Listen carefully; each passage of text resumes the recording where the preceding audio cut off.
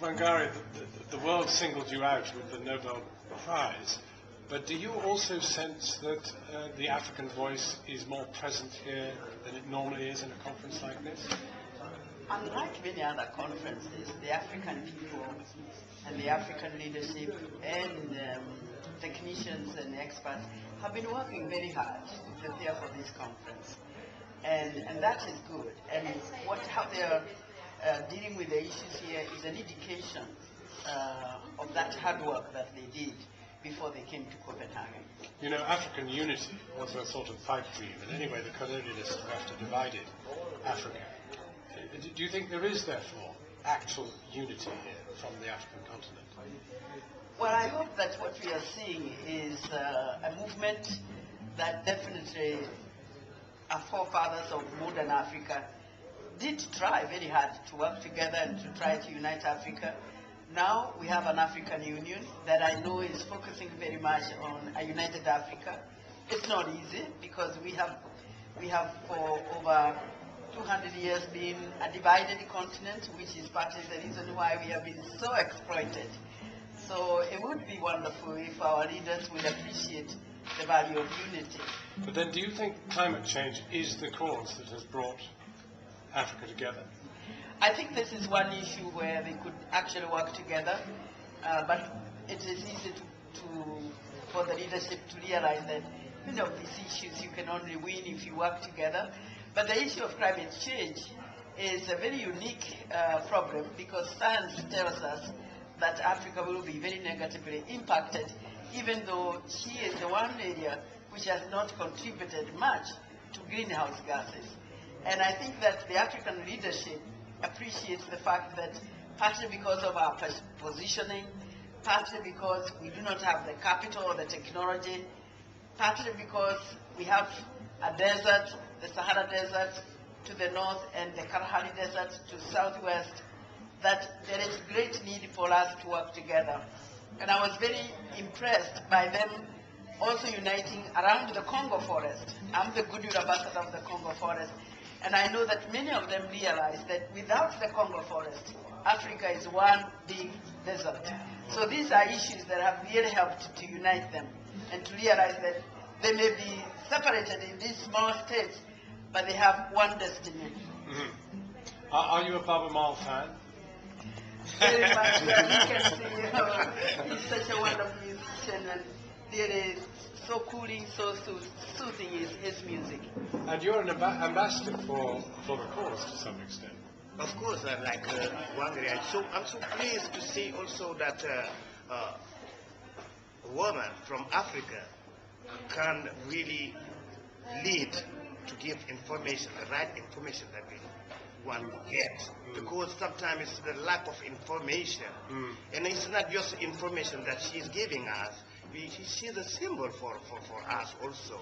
Because women are at the center of everything in the whole world, but especially on the African continent.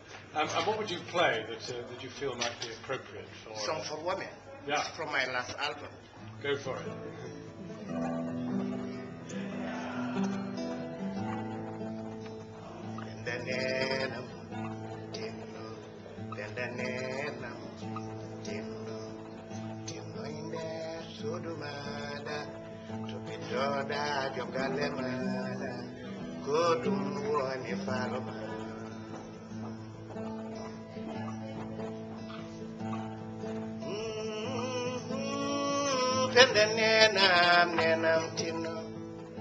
Tino inde sudumada topitoda jom galemada kodum woni faro. Wonderful. And of course we don't understand any of the words, either of us, but we know exactly what he was singing about. Well, I'm not sure. I don't know which language were you using? I'm singing in Fulani. It's this language for the nomadic people from West Africa to East Africa.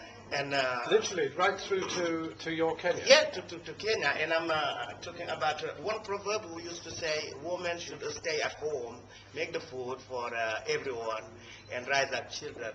I say it's very good because you have the ability to do it much more than men till now. But since we are starting to see them outside, at the front line, when it comes to politics, when it comes to culture, when it comes to economy, things are starting to change little by little in Africa, and that's good to see. Fantastic. Wonderful. Wonderful. Very, very nice theme. Do you want us to do some shots around while we continue to talk? Yeah. Okay. That's an absolutely wonderfully appropriate. As soon as you begin to see the woman outside the village, outside the home, and you begin to see her on the world stage, you realize she doesn't just cook the meals. She can actually have something else. She has something else. And it is good because it's, this is the new generation, and this new generation appreciates women who can make a greater contribution. And Africa needs that. Africa needs everybody to put their contribution so that we can move forward. How are you seeing the conference yourself? I mean, what do you make of it?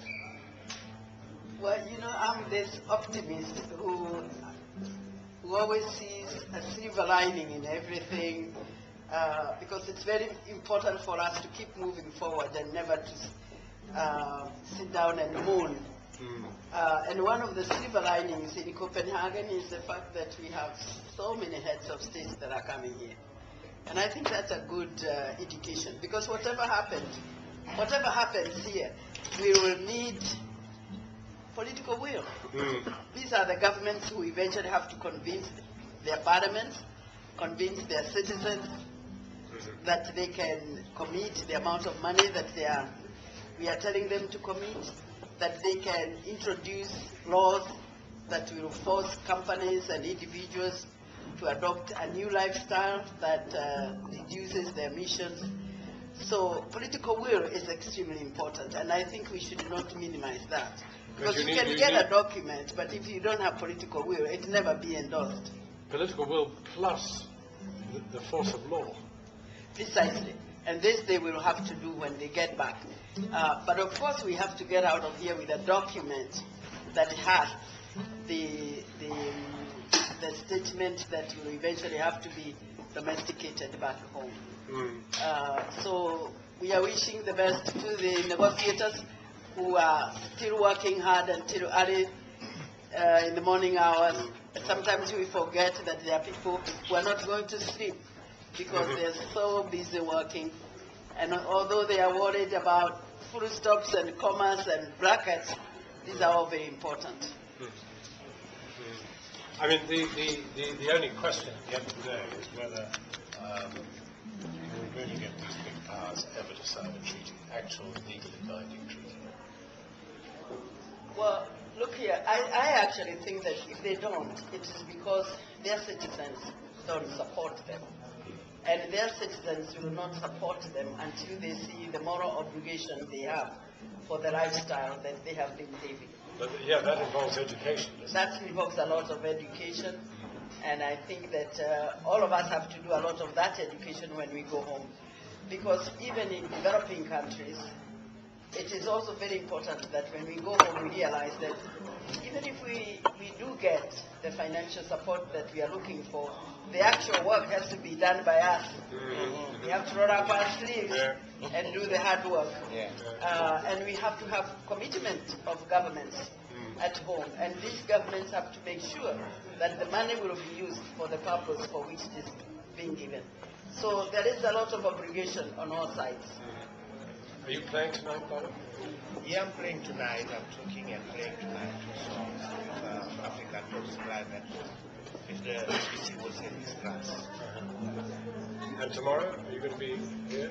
I'm going to leave tomorrow because I have other things to do in Africa. Ah, you're going back already? Yeah. His loyalty is fantastic. Thank you. Thank you. Thank you. Great. What a piece of history. You don't get them sitting down together on camera while he plays. It's a very nice tableau. All to fight climate change. Thank you very, very much. Thank you, Baaba. And thank you, Wangari.